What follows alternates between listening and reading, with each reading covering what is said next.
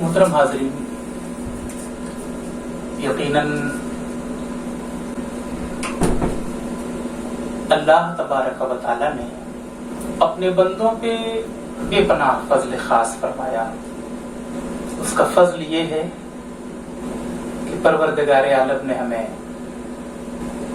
आंख दी, उसके साथ बीनाई भी दी, कान दिया, उसके साथ समाअत भी अता की, जुबान अता की, उसके साथ गोयाई भी अता की, हाथ दिए पकड़ने की ताकत भी दी, पांव दिए चलने की सलाहियत भी दी।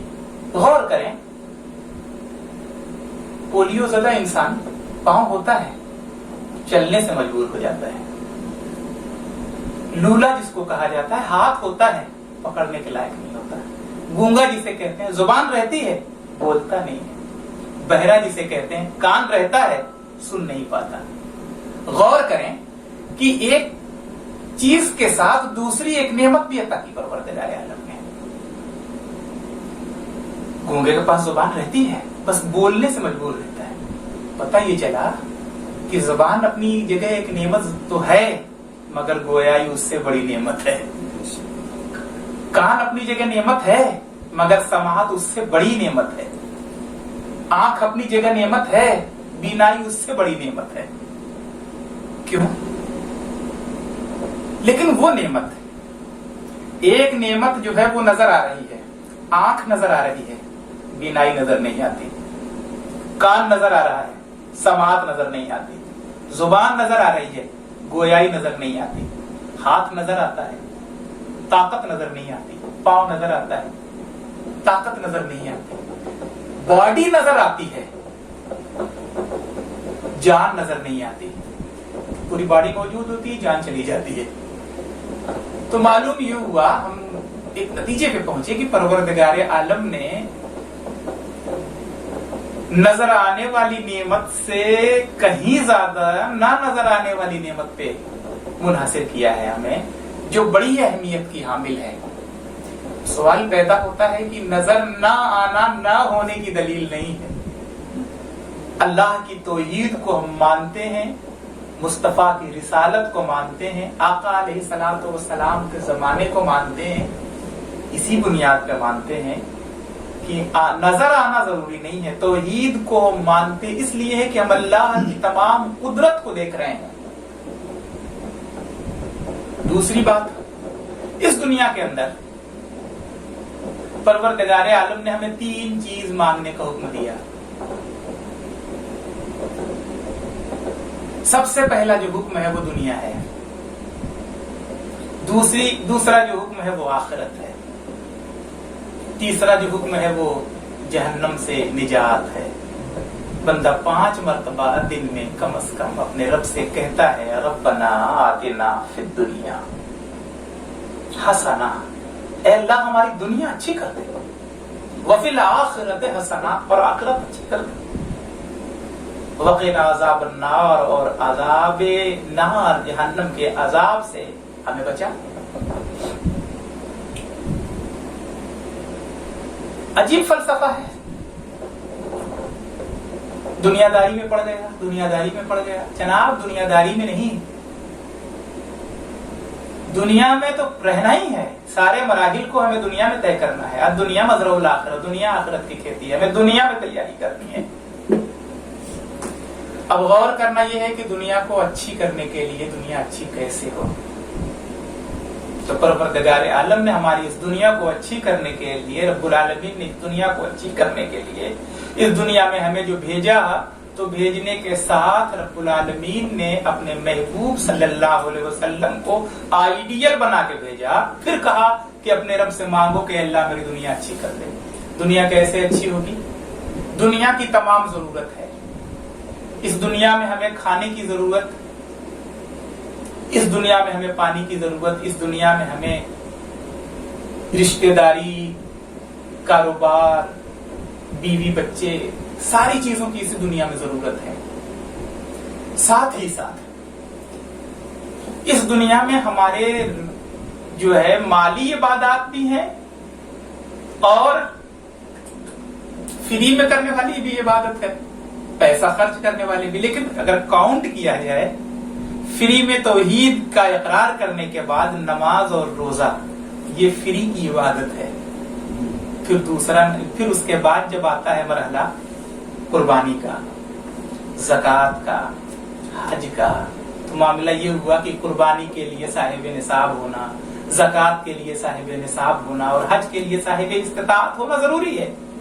اب اس صاحب استطاعت اور صاحب نصاب ہونے کے لیے یقیناً اس دنیا میں ہمیں کمانے کی ضرورت ہے. اب یہ غور کرنے کی چیز یہ ہے کہ دنیا میں کمایا جائے تو کیسے، دولت کا حصول ہو تو کس طریقے سے. اسی لیے رب العالمین نے اپنے رب سے مانگنے کا حکم دیا کہ اے رب العالمین ہمیں دنیا کو اچھی کر دے. اب اس دنیا کو اچھی بنانے کے لیے انسان دو طریقے ہیں. اگر ہم نے اچھے طریقے سے دولت کمائی تو دنیا اچھی ہے، اور اگر دولت کی کمائی میں ہم نے فراڈ شروع کر دیا تو دنیا بری ہے. دنیا اچھی کرنے کے لیے جب ہم جائز کمائی کریں گے تو ہماری طبیعت کا میلان جو ہے ان نیکیوں کی طرف جائے گا. ہمارے پاس جب اچھے اور جائز کمائی جب ہمارے پاس ہوگی تو پھر وہ فضولیات میں خرچ نہیں ہوگی، وہ کسی کی مدد کرنے کے لیے وہ پیسے خرچ ہوں گے جو اشترا ہوں گے، یا پھر اس کے بعد دین کے فروغ کے لیے وہ پیسے خرچ ہوں گے، یا شعار اسلام کو باقی رکھنے کے لیے وہ پیسے خرچ کیے جائیں گے. اب غور کریں کہ اگر ہمارے پاس دولت نہ ہو تو ہم زکوٰۃ ادا کرنے کا شوق تو رکھتے ہیں مگر نصاب نہیں ہے، ہمارے پاس پیسے ہی نہیں ہے. قربانی کا شوق تو ہے، پیسہ ہی نہیں ہے. حج کا شوق تو ہے، پیسہ ہی نہیں ہے. اور وہ صرف شوق نہیں ہے، اگر دولت ہو جائے تو وہ تمام چیزیں فرض و واجب کے حکم میں آ جائیں گی. اس لیے دنیا اچھی کرنے کی ضرورت ہے آج کے اس دور میں، اور ہر دور میں. آقا علیہ الصلوۃ والسلام کی زندگی سے، حیات ظاہری سے، صحابہ کی قول سے، صحابہ کی زندگی سے، تابعین کے، بزرگان دین کے ہم کردار و عمل سے دیکھیں کہ ان لوگوں نے دنیا کو کس طریقے سے حاصل کیا. آج معاملات یہ ہیں کہ ہم نے دو خانوں میں اس کو الگ رکھ دیا. ایسا لگ رہا ہے کہ ہم نے دین کو الگ کر دیا اور دنیا کو الگ کر دیا. جناب دین الگ اور دنیا الگ ضرور ہے، لیکن دونوں کے دین کو طے کرنے کے لیے یہ دنیا عطا کی گئی ہے. دین کو طے کرنے کے لیے دنیا عطا کی گئی ہے. جنت کو حاصل کرنے کے لیے دنیا میں بھیجا گیا ہے، نیکی کے حصول کے لیے دنیا میں بھیجا گیا ہے. اب غور چیز یہ ہے کہ اگر ہم نے دنیا کو نہیں سمجھا تو دین کو بھی نہیں سمجھ پائیں گے. بڑی آسانی سے لوگ کہتے ہیں دنیا داری کی کیا ضرورت ہے. دنیا داری کا مطلب یہ ہے کہ دین سے بیزاری اگر ہے تو وہ دنیا داری ہے. دین کے ساتھ ہے تو یہی دنیا مزرع الاخرہ، دنیا آخرت کی کھیتی ہے. اگر ہمارے پاس زمین ہی نہیں تو بوئیں گے کہاں سے؟ یہ زمین ہے جہاں ہمیں بونا ہے. یہ زمین ہے ہماری، یہ دنیا جہاں ہمیں بونا ہے. اب یہ دیکھنا ہے کہ کیا بونا ہے اور کیا نہیں. اللہ کے رسول علیہ الصلوۃ والسلام کو دنیا میں بھیج کر پروردگار عالم نے ساری انسانیت کے لیے آئیڈیل بنا دیا اور فرمایا لقد کان لکم فی رسول اللہ اسوۃ حسنہ. تمہارے لیے بہترین نمونہ رسول اللہ صلی اللہ علیہ وسلم کی ذات ہے. اب ظاہر سی بات ہے کہ اب ایک چیز کو اگزامپل کے طور پہ آپ سمجھ لیں، بہت آسان لفظوں میں سمجھ لیں کہ انسان کی ضرورت پانی پینا ہے، انسان کی ضرورت کھانا کھانا ہے، انسان کی ضرورت آرام کرنا ہے، انسان کی ضرورت شادی بیاہ کرنا ہے، انسان کی ضرورت دولت کمانا ہے، انسان کی ضرورت سفر کرنا ہے، انسان کی ضرورت امن کے ماحول کو برقرار رکھنا ہے، انسان کی ضرورت جنگ جیسے حالات بھی پیدا ہوں تو ان سے نپٹنا ہے، انسان کی ضرورت خلوت کی زندگی بھی ہے، انسان کی ضرورت سفر و حضر بھی ہے، انسان کی ضرورت ہے تمام چیزیں. پروردگار عالم نے اپنے محبوب کو ان تمام ضروریات کا پورا کرنے والا بنا کر دنیا میں بھیجا اور آئیڈیل بنا کر اہل دنیا کے نزدیک اعلان کر دیا کہ تمہارے لیے بہترین نمونہ رسول اللہ کی زندگی ہے. اگزامپل کے طور پر ہمیں پانی کی بہت سخت ضرورت ہے. اب پانی اگر ایک گلاس ہمیں میسر ہو جائے تو پانی کا ایک گلاس ہم نے ہاتھ میں لیا، پانی اٹھایا اور پی لیا، پیاس تو یقیناً بجھ گئی. لیکن پیاس بجھ تو گئی، بے مقصد رہا، اس کے علاوہ ایک مقصد پورا ہوا، دوسرا نہیں.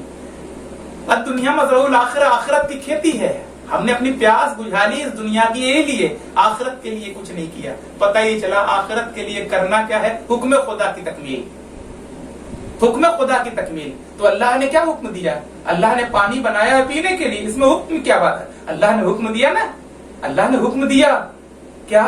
لقد کان لکم فی رسول اللہ اسوۃ حسنہ، تمہارے لیے بہترین نمونہ رسول اللہ کی زندگی ہے۔